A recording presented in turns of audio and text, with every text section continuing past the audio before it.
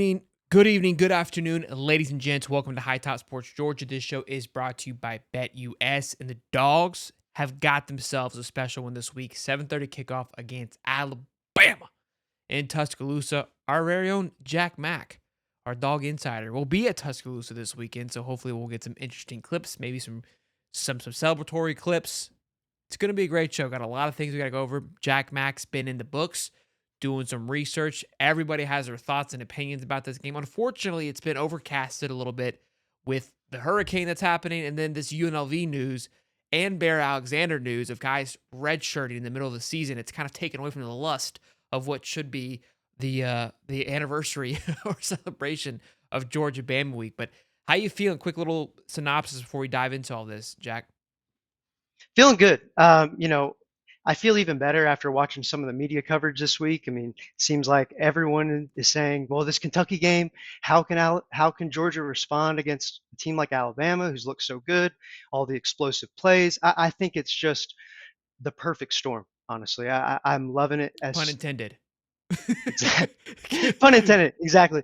Each day we get closer, I feel even better. I mean, I just think. Um, Everything is kind of lining up in Georgia's favor. Every time they have kind of their backs against the wall.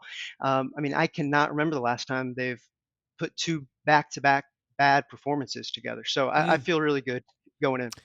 Look, I think we talked about it after the Kentucky game. It was perfect timing. You said it, I said it, and it went exactly how you thought it would. But Jack Mack was in the film room. Went back and watched the SEC game of last year, which is look, that's a solid point because everybody's comparing the first three games from both teams. But Jack's we can look and see because these teams are similar in a way. Each side's missing a few key pieces. One big key piece that's missing from this is, of course, Nick Saban, which I think is the ultimate piece to the success for Bama over Georgia. And now he's no longer there, although I think he will be in the ghost of Nick Saban. So talk to us about that game and how you think it's going to impact Saturday. Yeah, I watched it over again. I hate watching games over again. Georgia plays terribly, especially the main thing that caught my eye again, and I remember feeling this way when I watched it live, is the offense. It just looked like a completely different team. That first drive, we drive straight down the field, no problems at all. Don't even third down and shorts that didn't put themselves in bad positions, and Amarius Mims went down, and the whole game changed.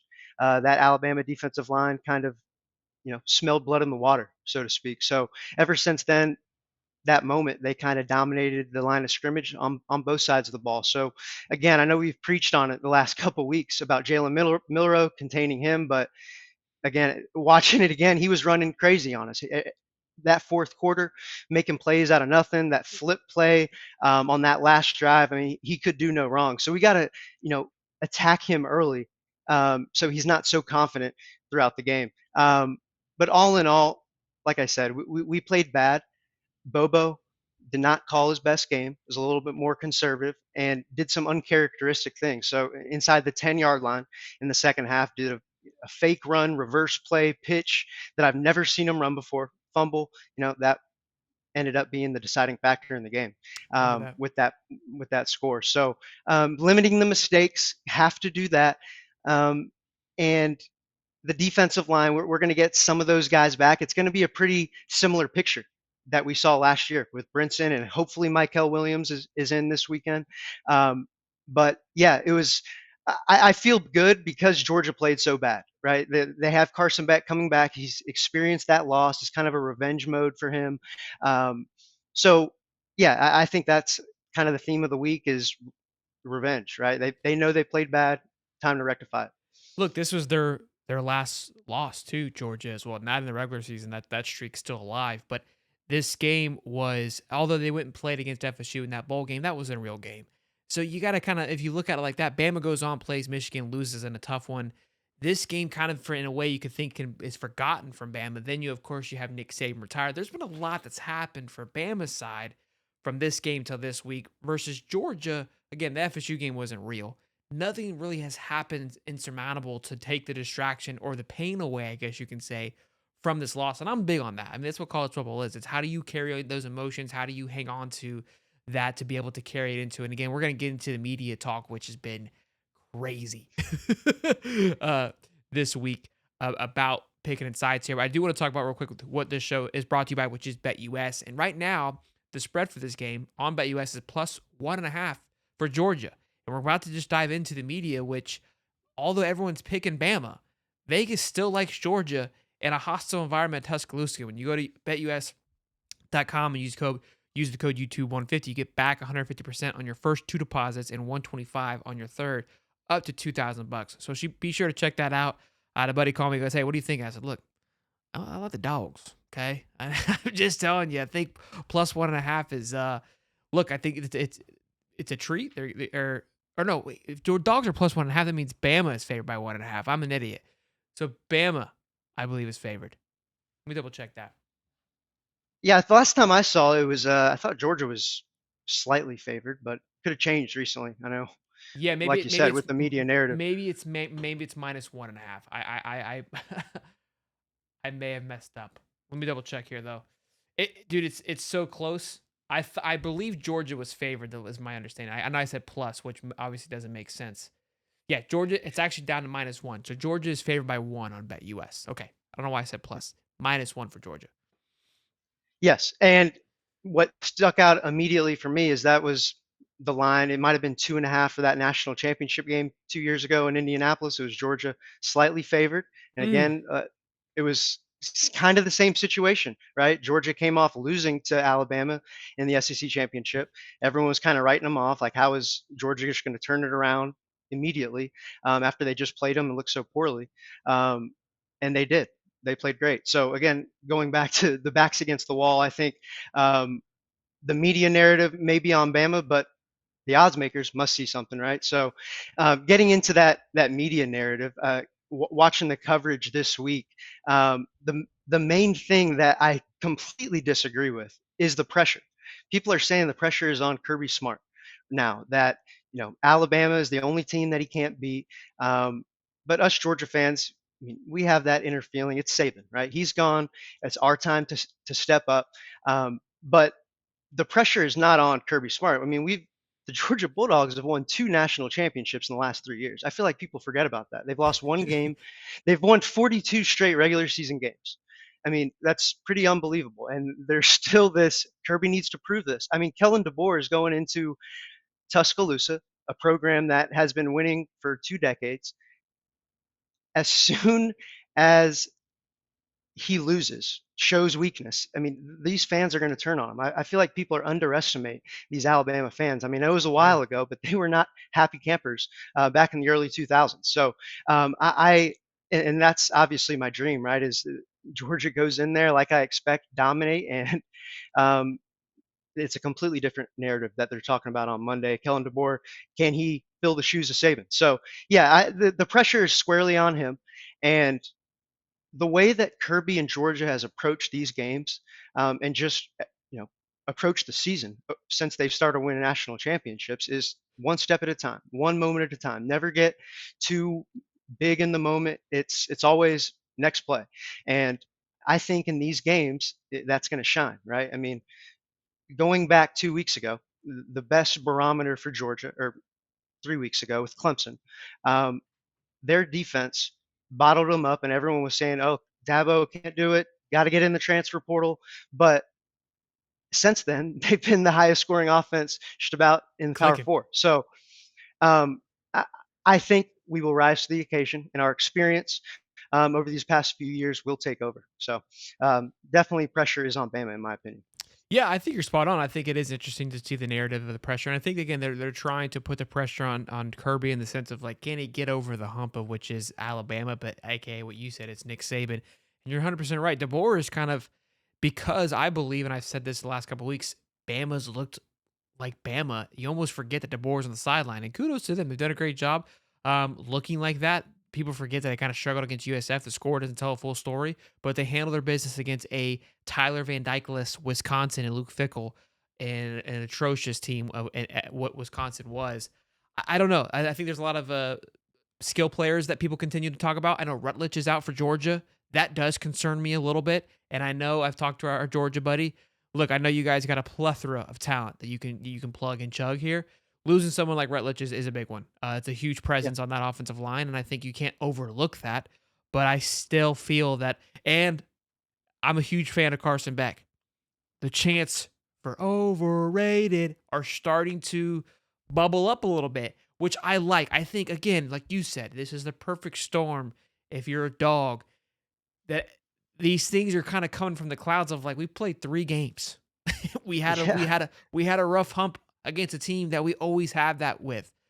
Game 1 against Clemson, you guys are ready to give us a national championship. What's happening here? So I think you're spot on with those takes. Well, again, we'll find out come Saturday. We'll see where we sit.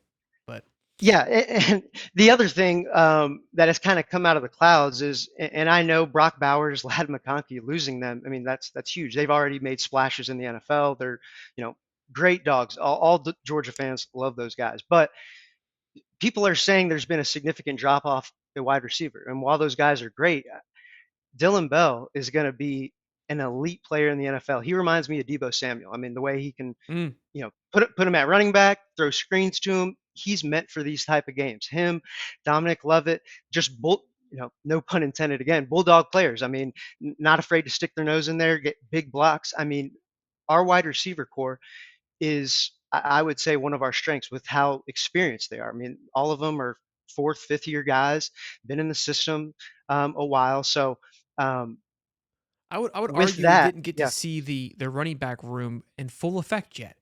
We saw it do do in Kentucky, but again, ETN was out week 1, week 2 was a real test. We haven't seen that room come to blossom yet either, which, you argued after week 2, I think it was, that this could be the best running back room that Georgia's seen in quite some time. And I think if you are able to hit the ground running with that running back room, I think that's something that's being slept on. If you can control the trenches in the running game, I think Bama's going to be in for a rude awakening as well.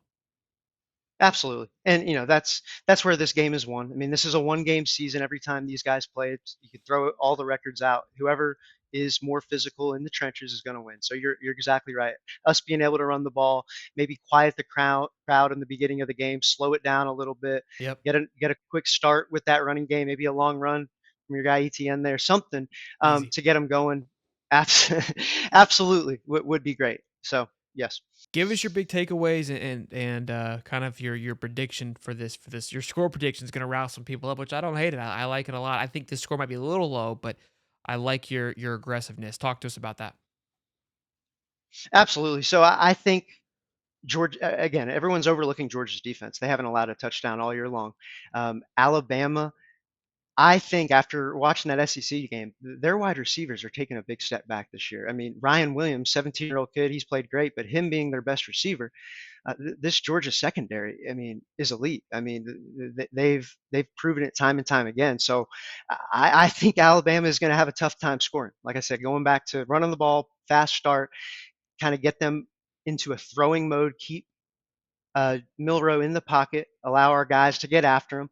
I think guys like Jalen Walker, he kind of busted on the scene a couple weeks ago with Kentucky. If Michael Williams doesn't play, he's going to have to step up huge. So I think with Georgia's wide receivers against Alabama's defensive backs, that is going to be the mismatch of the game. And with that, I think this is Carson Beck's Heisman performance. I mean, Mm. all the lights are going to be on him. People are doubting him. Like you're saying, is he really the guy? Can he go top 10 in the NFL next year? I think all of those worries will be put to bed here. I think um, Alabama has not had an opportunity to be exposed. There's been some holes with South Florida, Wisconsin, but they've had no one to get it there. They haven't connected on a few of them. Carson Beck and these guys, they're not going to, they may miss a couple, but they're going to be a lot more consistent than them. Um, so Carson Beck performing big, absolutely putting him in the Heisman hunt, absolutely. And going back to the trenches, yeah, got to win the trenches. Trenches, Carson Beck playing a big game, and our wide receivers just overpowering these defensive backs will make it a long night.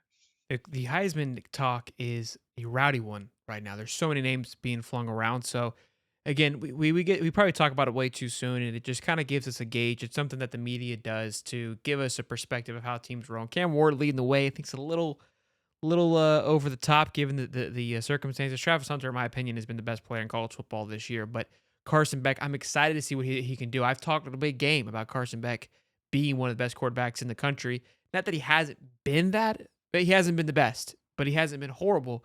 Just hasn't been, I think, what people expected him to be. So excited to see if he's able to live up to that height. This game is set to kick off at 7:30 on Saturday. It's going to be an absolute massive one. It's going to be, I mean, the same amount of eyeballs it was for the SEC championship. I mean, who's not going to? I'm glad that Yep. Florida's got a bye this week. I have zero pressure. I get to just hang back, relax, and enjoy the good football that's going to be on TV. Score prediction though, you didn't give me that. Yeah, I was just going to say I didn't say that. So I think score is going to be 24-10. I think Alabama is going to score one in the second quarter, going into halftime, and then after halftime they're going to be shut down. I think Milrow is going to be put in a bottle. They're not going to be able to do anything. So yeah, 24-10 dogs, relatively easy, I believe, in the second I half. like 30-20. 30-20 Hmm. dogs. Yeah, I like that. I like yours too. I Look, definitely. I should you were spot on the last one, so I shouldn't doubt the dog insider, but that's I feel 30-20. I think it's going to be. I think it kind of unhatches a little bit. It's kind of one of those teams like you see in the NFL where that's going to be this back and forth tic tac, and then it'll open up in that second half a little bit. I think that's what we'll see. Personally, I think Absolutely. they'll kind of cut through each other. You're going to be there as well, right? Yeah, I'm gonna be there and maybe get some videos there. Maybe get some shots of some Alabama fans after the game. After what I expect to be again the coronation behind me, they're gonna be very upset. So maybe hand out some tissues, be a good We hospitable Will you be a tourist. good sport and record yourself upset if it doesn't happen? We gotta give the I people will. the other I will. okay. Absolutely. I hope it I doesn't will. happen, but it would be fun. Yeah. If the other side happens. We gotta be there. We gotta live it through. Well, Jack Mack, Absolutely. pleasure as always. Fantastic stuff. Hope you guys enjoyed today's content. If you did, be sure to smash the like button and subscribe.